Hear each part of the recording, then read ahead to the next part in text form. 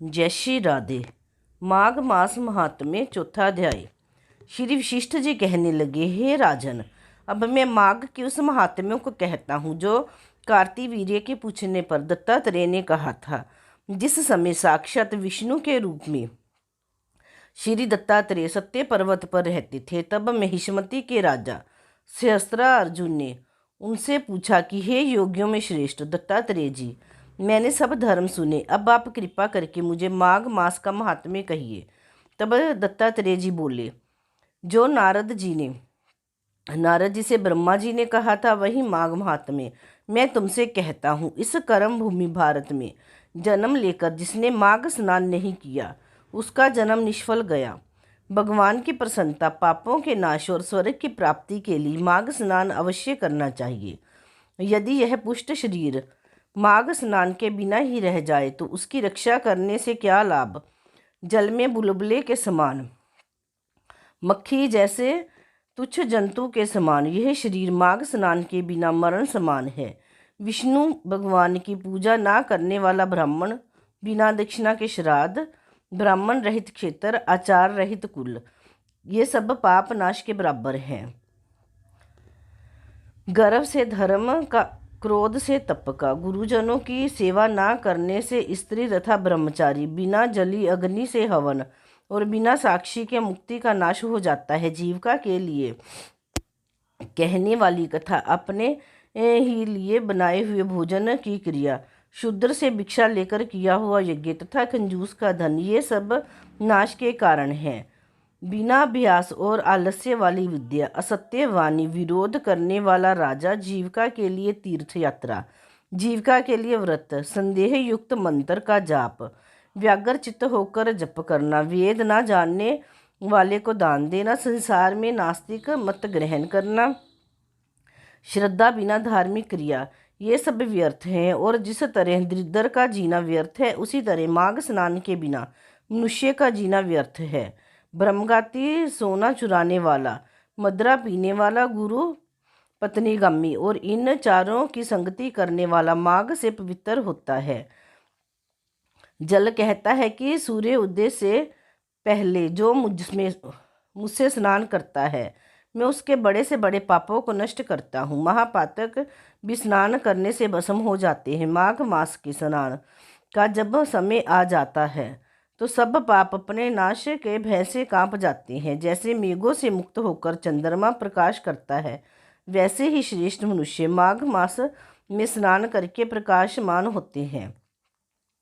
काया वाचा मनसा से किए हुए छोटे या बड़े, नए या पुराने, सभी पाप स्नान से नष्ट हो जाते हैं। आलस्य के बिना जाने जो पाप किए हो, वह भी नाश को प्राप्त हो जाते हैं। जिस तरह जन्म जन्मांतर के अभ्यास से आध्यात्मिक ज्ञान की प्राप्ति होती है, उसी तरह जन्म जन्मांतर अभ्यास से ही माघ स्नान में मनुष्य की रुचि होती है। यह अपवित्रों को पवित्र करने वाला बड़ा तप और संसार रूपी कीचड़ को धोने की पवित्र वस्तु है। हे राजन, जो मनवांछित फल देने वाला माघ स्नान नहीं करते, वह सूर्य चंद्र के समान भोगों को कैसे भोग सकते हैं। माघ मास महात्म्य चौथा अध्याय समाप्त। माघ मास महात्म्य पांचवा अध्याय। दत्तात्रेय जी कहते हैं कि हे राजन, एक प्राचीन इतिहास कहता हूँ। भृगु वंश में ऋषिका नाम की एक ब्राह्मणी थी, जो बाल्यकाल में ही विधवा हो गई थी। वह रेवा नदी के किनारे विंध्याचल पर्वत के नीचे तपस्या करने लगी। वह जितेंद्रिय, सत्यवक्ता, सुशील, दानशीलता तथा तप करके देह को सुखाने वाली थी। वह अग्नि में आहुति देकर उच्छवृत्त द्वारा छठे काल में भोजन करती थी। वह वल्कल धारण करती थी और संतोष से अपना जीवन व्यतीत करती थी। उसने रेवा और कपिल नदी के संगम में 60 वर्ष तक माघ स्नान किया और फिर वहीं पर मृत्यु को प्राप्त हो गई।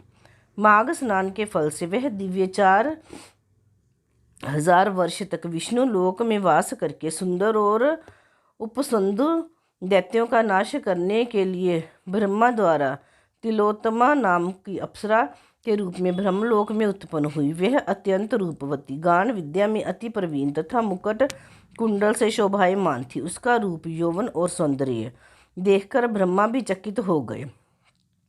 वह तिलोत्तमा रेवा नदी के पवित्र जल में स्नान करके वन में बैठी थी। तब संदु व उपसंदु के सैनिकों ने चंद्रमा के समान उस रूपवती को देखकर अपने राजा संदु और उपसंदु से उसके रूप की शोभा का वर्णन किया और कहने लगे कि कामदेव को लज्जित करने वाली ऐसी परम सुंदरी स्त्री हमने कभी नहीं देखी, आप भी चलकर देखो। तब वह दोनों मदिरा के पात्र रखकर वहां पर आए जहां पर वह सुंदरी बैठी हुई थी, और मदिरा का पान विफल होकर काम क्रीड़ा से पीड़ित हुए, और दोनों ही आपस में उस स्त्री रत्न को प्राप्त करने के लिए विवादग्रस्त हुए और फिर आपस में युद्ध करते हुए वहीं समाप्त हो गए। उन दोनों को मरा हुआ देखकर उनके सैनिकों ने बड़ा कोलाहल मचाया, और तब तिलोत्तमा काल रात्रि के समान उनके पर्वत से गिरती हुई 10 दिशाओं में प्रकाशमान करती हुई आकाश में चली गई और देव कार्य सिद्ध करके ब्रह्मा के सामने आई। तो ब्रह्मा जी ने प्रसन्नता से कहा कि हे चंद्रावती, मैंने तुमको सूर्य के रथ पर स्थान दिया तब तक जब तक आकाश में सूर्य स्थित है। नाना प्रकार के भोगों को भोगो, सो हे राजन, वह ब्राह्मणी अब भी सूर्य के रथ पर माघ मास स्नान में के उत्तम भोगों को भोग रही है। इसीलिए श्रद्धावान पुरुषों को उत्तम गति पाने के लिए यत्न के साथ माघ मास में विधि पूर्वक स्नान करना चाहिए। माघ मास महात्म्य 5वां अध्याय समाप्त। माघ मास महात्म्य 6ठा अध्याय। पूर्व समय में सतयुग के उत्तम निषेध नामक नगर में हेमकुंडल वाला कुबेर के सदृश धनी वैश्य रहता था, जो कुलीन, अच्छे काम करने वाला, देवता, अग्नि और ब्राह्मण की पूजा करने वाला, खेती का काम करता था। वह गो, घोड़े, भैंस आदि का पालन करता था। दूध, दही, छाछ, गोबर, घास, गुड़, चीनी आदि अनेक वस्तु बेचा करता था, जिससे उसने बहुत सा धन इकट्ठा कर लिया था। जब वह बूढ़ा हो गया तो मृत्यु को निकट समझकर उसने धर्म के कार्य करने आरंभ कर दिए। भगवान विष्णु का मंदिर बनवाया, कुआं, तालाब, बावड़ी, आम, पीपल आदि वृक्ष के तथा सुंदर बाग बगीचे लगवाए। सूर्य उदय से सूर्य अस्त तक वह दान करता। गांव के चारों तरफ जल की प्याऊ लगवाई। उसने सारे जन्म भर जितने भी पाप किए थे उनका प्रायश्चित किया करता था। इस प्रकार उसके 2 पुत्र उत्पन्न हुए, जिसका नाम उसने कुंडल और विकुंडल रखा। जब दोनों लड़के युवावस्था को हुए तो हेम कुंडल वैश्य गृहस्थी का सब कार्य सौंपकर तपस्या के निमित्त वन में चला गया और वहां विष्णु की आराधना में शरीर को सुखाकर अंत में विष्णु लोक को प्राप्त हुआ। उसके दोनों पुत्र लक्ष्मी के मध्य को प्राप्त होकर बुरे कर्मों में लग गए। वेश्यागामी वीणा और वाजे लेकर वेश्याओं के साथ गाते फिरते थे। अच्छे सुंदर वस्त्र पहनकर, सुगंधित तेल आदि लगाकर, भांड और खुशामदियों से गिरे हुए हाथी की सवारी और सुंदर घरों में रहते थे। इस प्रकार ऊपर बोए बीज के सदृश वह अपने धन को बुरे कामों में नष्ट करते थे। कभी किसी सत्पात्र को दान आदि नहीं करते थे, ना ही कभी हवन, देवता या ब्रह्मा जी की सेवा तथा विष्णु का पूजन ही करते थे। थोड़े दिनों में उनका सब धन नष्ट हो गया और वह दरिद्रता को प्राप्त होकर अत्यंत दुखी हो गए। भाई, जन, सेवक, उपजीवी सब इनको छोड़कर चले गए तथा इन्होंने चोरी आदि करना आरंभ कर दिया और राजा के भय से नगर को छोड़कर डाकुओं के साथ वन में रहने लगे और वहां अपने तीक्ष्ण बाणों से वन्य के पक्षी, हिरण आदि पशु तथा हिंसक जीवों को मारकर खाने लगे। एक समय इनमें से एक पर्वत पर गाय जिसको सिंह मारकर खा गया और दूसरा वन में गया।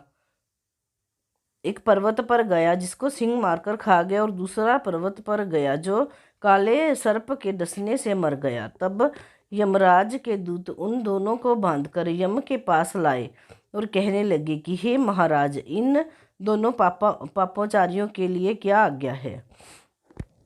माघ मास महात्म्य 6ठा अध्याय समाप्त। माघ मास महात्म्य 7वां अध्याय।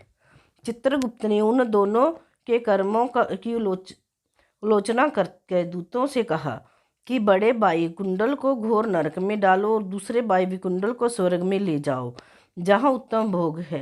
तब एक दूत को कुंडल का नरक में फेंकने के लिए ले गया और दूसरा बड़ी दूत बड़ी नम्रता से कहने लगा कि हे विकुंडल, चलो तुम अच्छे कर्मों से स्वर्ग को प्राप्त होकर अनेक प्रकार के भोगों को भोगो। तब विकुंडल बड़े विस्मय के साथ मन में संशय धार कर दूत से कहने लगा कि हे यमदूत, मेरे मन में बड़ी भारी शंका उत्पन्न हो गई है, अतएव मैं तुमसे कुछ पूछता हूँ। कृपा करके मेरे प्रश्नों का उत्तर दो। हम दोनों भाई एक ही कुल में उत्पन्न हुई, एक जैसे ही कर्म करते रहे। दोनों भाइयों ने कभी कोई शुभ कार्य नहीं किया। फिर एक को नरक क्यों और दूसरे को स्वर्ग किस कारण से प्राप्त हुआ? मैं अपने स्वर्ग में आने का कोई कारण नहीं देखता। तब यमदूत कहने लगे कि हे विकुंडल, माता पिता पुत्र पत्नी भाई बहन से संबंध जन्म के कारण होते हैं और जन्म कर्म को भोगने के लिए ही प्राप्त होता है। जिस प्रकार एक वृक्ष अनेक पक्षियों का आगमन होता है, उसी तरह इस संसार में पुत्र भाई माता पिता का भी संगम होता है। इनमें से जो जैसे जैसे कर्म करता है वैसे ही फल भोगता है। तुम्हारा भाई अपने पाप कर्मों से नरक में गया, तुम अपने पुण्य कर्म के कारण स्वर्ग में जा रहे हो। तब विकुंडल ने आश्चर्य से पूछा कि मैंने तो आज जन्म कोई धर्म का कार्य नहीं किया, सदैव पापों में ही लगा रहा। मैं अपने पुण्य के कर्म को नहीं जानता। यदि तुम मेरे पुण्य के कर्म को जानते हो तो कृपा करके बताइए। तब देवदूत कहने लगा कि मैं सब प्राणियों को भली भांति जानता हूँ, तुम नहीं जानते। सुनो, हरिमित्र का पुत्र सुमित्र नाम का ब्राह्मण था, जिसका आश्रम यमुना नदी के दक्षिणोत्तर दिशा में था। उसके साथ जंगल में ही तुम्हारी मित्रता हो गई और उसके साथ तुमने 2 बार माघ मास में श्री यमुना जी में स्नान किया था। पहली बार स्नान करने से तुम्हारे सब पाप नष्ट हो गए और दूसरी बार स्नान करने से तुमको स्वर्ग प्राप्त हुआ। सो हे वैश्यवर, तुमने 2 बार माघ मास में स्नान किया, इसी के पुण्य के फल से तुमको स्वर्ग प्राप्त हुआ और तुम्हारा भाई नरक को प्राप्त हुआ। दत्तात्रेय जी कहने लगे, किस प्रकार वह भाई के दुखों से अति दुखित होकर नम्रतापूर्वक मीठे वचनों से दूतों से कहने लगा कि हे दूतों, सज्जन पुरुषों के साथ 7 पग चलने से मित्रता हो जाती है और यह कल्याणकारी होती है। मित्र प्रेम से चिंता ना करते हुए तुम मुझको इतना बताने की कृपा करो कि कौन से कर्म से मनुष्य यमलोक को प्राप्त होता है, क्योंकि तुम सर्वज्ञ हो। माघ मास महात्म्य 7वां अध्याय समाप्त।